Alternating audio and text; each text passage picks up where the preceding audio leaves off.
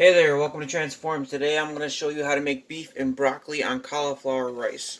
And what's special about this recipe is that this recipe is designed to keep your body in fat burn. So instead of using regular rice, for example, we're going to use cauliflower rice. So what you're going to need for this recipe is you're going to need a little bowl. I have round reduced sodium soy sauce. Now you're supposed to use sesame oil, but all I have on hand is sesame seed oil, so this is what I'm going to use. Half cup measuring cup, 1 cup measuring cup, 1 tablespoon measuring spoon, 1 teaspoon measuring spoon, sharp knife, cutting board, kitchen scale, for those of you who are measuring out your ingredients. You're also going to need water and rice cauliflower. I'll post the exact amounts that you're going to need in the description, so look for that.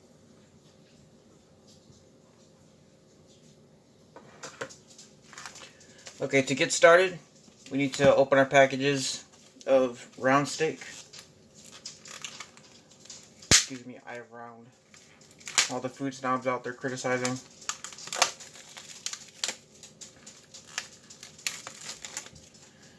We need to open these because we need to cut these into strips. The reason why I have a kitchen scale and a bowl is because I need to be able to put my strips into the bowl as I cut them. And because I'm making this for 2, I specifically need 1 pound. I chose I have round thin because honestly it was the first I have round that I found. I didn't see the other I have round until I already decided that I was going to buy the I have round thin. I'm excited about the I have round thin though because I think it's going to turn out a lot more like beef and broccoli from a restaurant would be like.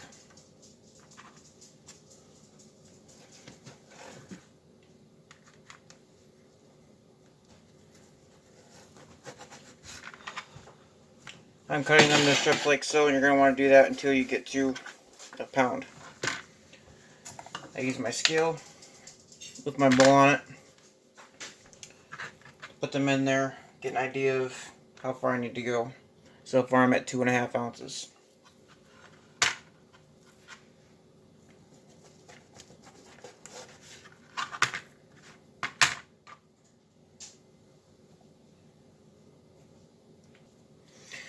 Now my steak has all been cut up into strips into my bowl. Came out to 1.01 ounces. I already added my 1 tablespoon plus 2 teaspoons of soy sauce to it. And now I just want to mix it up. Now I've never made this before, so I'm learning it as I'm teaching it. But you don't need to be scared to try a new recipe. As long as you pay attention while you're cooking it, you should be fine. No matter what it is that you're cooking. Worst case scenario is that you overcook it and it's rock hard, so you can't eat it without damaging your teeth. But most of the time, even if it's overcooked, you can still eat it. So you don't need to be worrying about wasting it. Alright, now it's good and mixed. You want to let it sit for 15 minutes. I'm going to set my oven timer. And I'm going to grab a frying pan with a lid because this next step, we want to be able to cook the food in the pan and cover it as well. You can use a wok if you prefer. I normally would, but I don't have a cover for my wok, so I'm using frying pan. One thing I forgot to mention, you obviously need broccoli. Set your burner to medium-high heat. Add your 1 teaspoon of sesame oil, or sesame seed oil if that's what you have.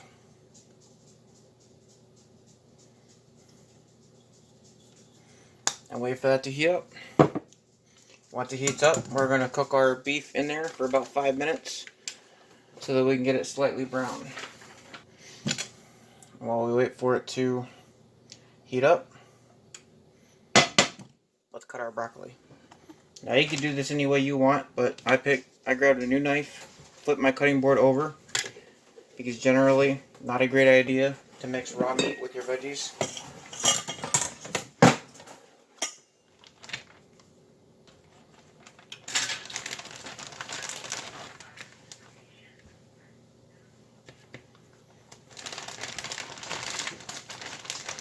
this broccoli looks a little weird. I don't know if you can see it. This is the first broccoli I've used fresh out of a garden. I usually pick it up at the store. I'm not going to use the bottoms for this. I'm going to leave them to the side raw because I want to use the florets. And typically when you eat beef and broccoli, it's with just the florets, not the stumps. Or whatever part you want, whatever you want to call that part. I call it the stumps. So we need a cup and a half of the broccoli. So as I cut it, I put it in my 1 cup measuring cup. We're looking for a total of a cup and a half because we expect it to shrink down to a cup once it's cooked.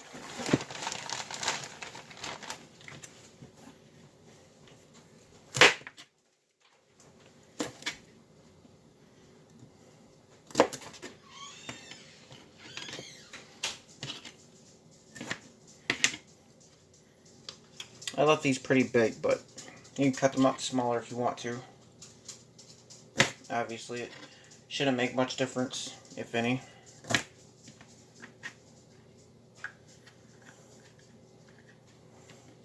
I just kind of like the way that broccoli looks when it's a little more intact.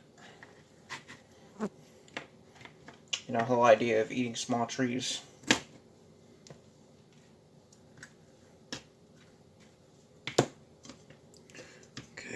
Looks like I have my cup and a half ready. I'm going to check my pan to see if my oil is warm. Oil seems to be nice and warm, so we're going to go ahead and start cooking our steak.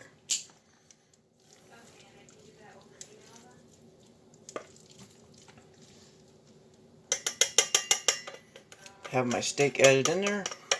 I'm going to rinse out my bowl so I can use it again, just in case. Now I ended up not waiting the full 15 minutes for the beef to sit in the soy sauce. I'm sure it's going to impact my flavor a little bit. Maybe not as strong flavor, but it's okay. I've already committed to cooking it now. And, like I said, my first time cooking it, so mistakes will happen. And just like with everything else in life, mistakes are completely okay. Just gonna learn from it, prepare myself next time to not make the same one again. Okay, I'm gonna kind of let that sit for a while. After letting it sit for a few minutes, I'm coming back here and I want to stir it. I want to move it around and keep an eye on it a little bit. Now, I didn't leave the room while I was cooking it. That's important for you to realize. You should not be leaving the room when your stove is on. I know that seems like common sense, but you'd be surprised how many people don't think of that. And leave the room with their water boiling. Go do something else. Watch TV, play a video game, whatever. Come back to check on their water, and it's evaporated because they left it boiling the whole time. And they have a mess on their stove because the water boiled over. And that's just generally not something you want if you're going to go for trying to make good food. I mean, if you want to go hungry, that's a good way to go because it's going to take forever to cook anything if you don't have water in your pot because you let it boil until it all evaporated. And so we're trying to cook this all the way through, or as close as we'd prefer it to be, because we're going to set this aside while we make the broccoli. And then we're just going to add it back in with the broccoli to heat it up. I don't know if you can see so far, but after about 5 minutes of cooking so far, it's looking pretty brown. I have some reddish spots, but they're quickly disappearing. So just put it back on the heat and keep on going. And generally, you want to cook things on medium-high at the most. Because if you cook things on high, they're usually going to burn. And then the inside, with meat, will still be raw. So if that's what you're going for, you can definitely do that.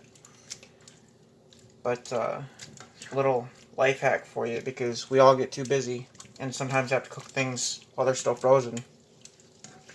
You can still cook things that are frozen. It's not a big deal. You just have to do it on low.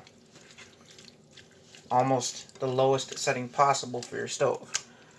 And as long as you let it very slowly thaw like that, you can still get away with it. Especially if you have ground beef or any type of ground meat for that matter.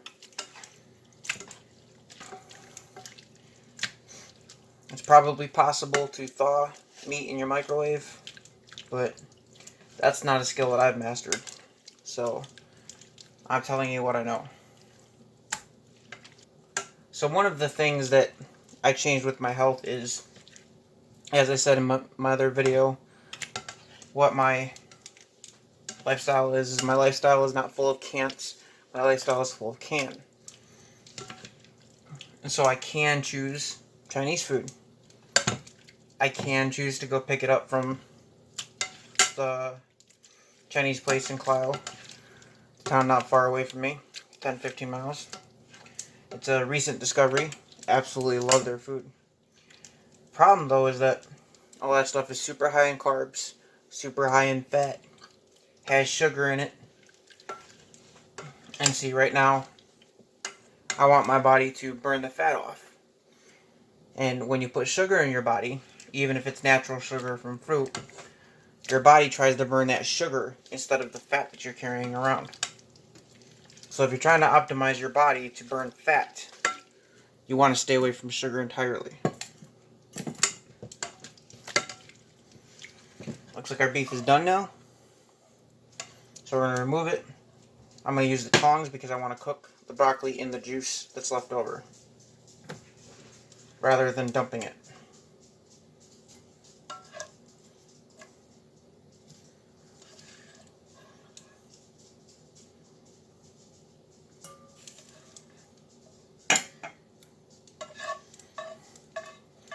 And since the juice is out of it, I'll be able to weigh it to find out if I have the right amount of meat that I'm looking for. Now at this point, it's time to add the water in the broccoli. I still have quite a bit of juice in here, so I'm not going to add the water unless I see that I absolutely have to. That'd be up to you. Make your own decision what you want to do. I measured my meat, and just as an FYI, I don't know if it's because the meat that I bought was thin sliced or what, but it came out to 12 ounces. So I lost 4 ounces when I cooked it. That's a little more than I needed, because another part of balancing your body so that it will burn fat is controlling the portions that you take in. Like I was saying with choices, I'm choosing today that I want beef or broccoli, and I'm choosing to make it with cauliflower rice instead of regular rice, because I want to enjoy Chinese food, but I don't want all that bloated, disgusting, feeling guilty, everything that comes along with eating normal Chinese food, because it is my favorite kind of food. And I noticed over the years that I had to eat more and more of it in order to make myself satisfied. So a $10 trip to the Chinese restaurant quickly turned into $30 just for me. And no, I couldn't really eat all of that stuff in one sitting that I would order, but you better believe I bought it for dinner. I ate it before I went to bed. Most of the time. And it's stuff like that, choices like that that I made, that led me to weigh 350 pounds at my heaviest. It's choices like these that have brought me down to 217 pounds from 299 in less than 6 months.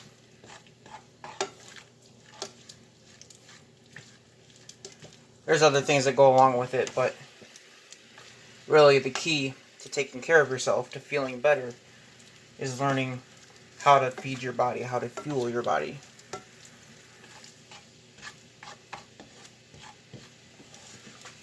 a guy I know said, and I don't know if it was his own original quote or not, but he said that his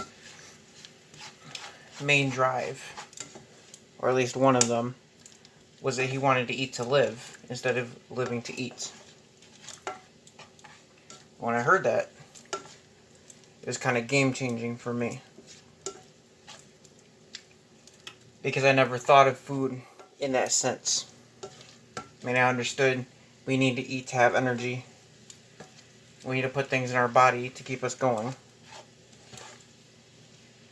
But when I reflected on what that really meant and saw that you want to check your broccoli every so often, see if it's getting tender, because you want to cook this just until it's tender. As I was saying, I found that quite often, especially while I was at work, I would start thinking about what I was going to eat when I was done with work. Now, if I worked in the morning, driving the school bus, dropping the kids off, I'd be looking at, am I going to go run to Taco Bell? Or am I going to go run to Burger King?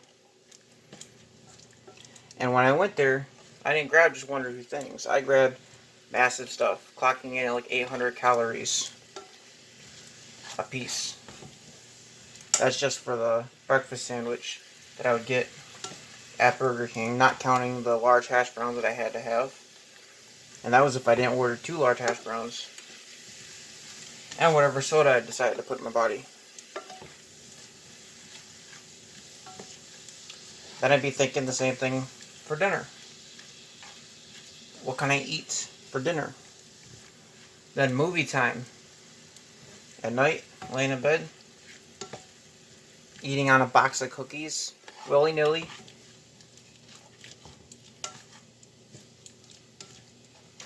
Yeah. I saw this meme earlier. It cracked me up because I always thought exactly what it read. And what it read was that I always thought the dryer shrank my clothes. Turns out it was the refrigerator. Yep. That's accurate. So my broccoli is looking pretty good at this point. I'm going to go ahead and move on to the next step. Okay, so the directions didn't tell me to, but I'm going to do it anyway.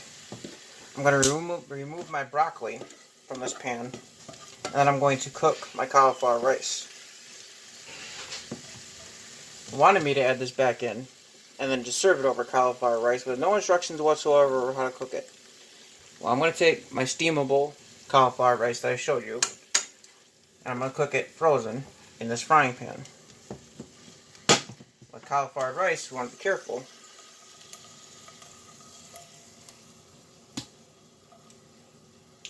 Because it shrinks. So I'm going to be careful to heat it just enough to get it nice and warm. So we need 2 cups of the cauliflower rice. I'm going to use my half cup measuring cup. It's kind of a weird way to say it, half cup measuring cup, but whatever. It's what I'm saying, that's what you get.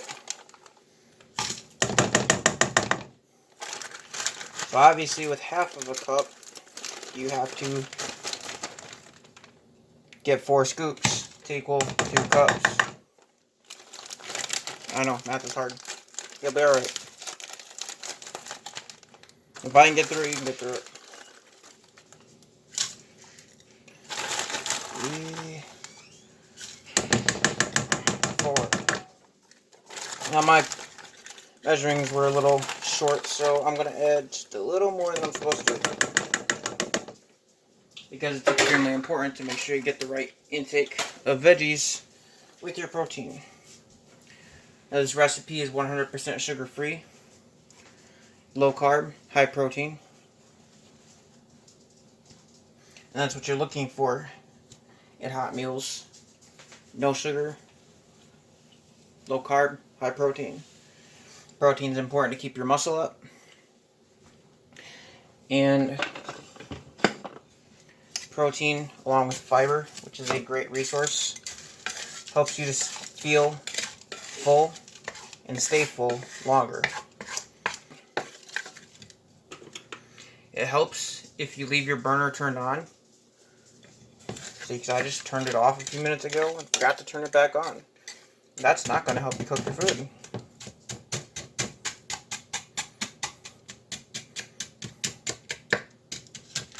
It's like having your water boiling, leaving the room, coming back and wondering where your water went.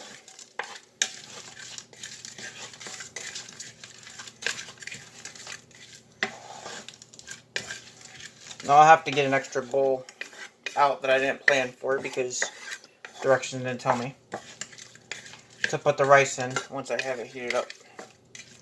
Because I will still have to reheat the meat. And the broccoli, because that's going to be cold too by the time I'm done with this.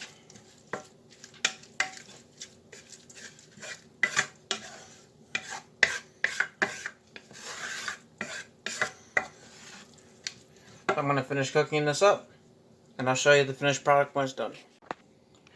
Well, here we are, finished product, right out of the frying pan. You can't see the cauliflower rice very well because I put it underneath my broccoli and my beef. But looks tasty and I'm excited to try it. If you give it a shot, let me know how it turns out for you in the comments below. If you enjoyed this video, click like, subscribe so you can get notified every time we post something new. Have an awesome weekend.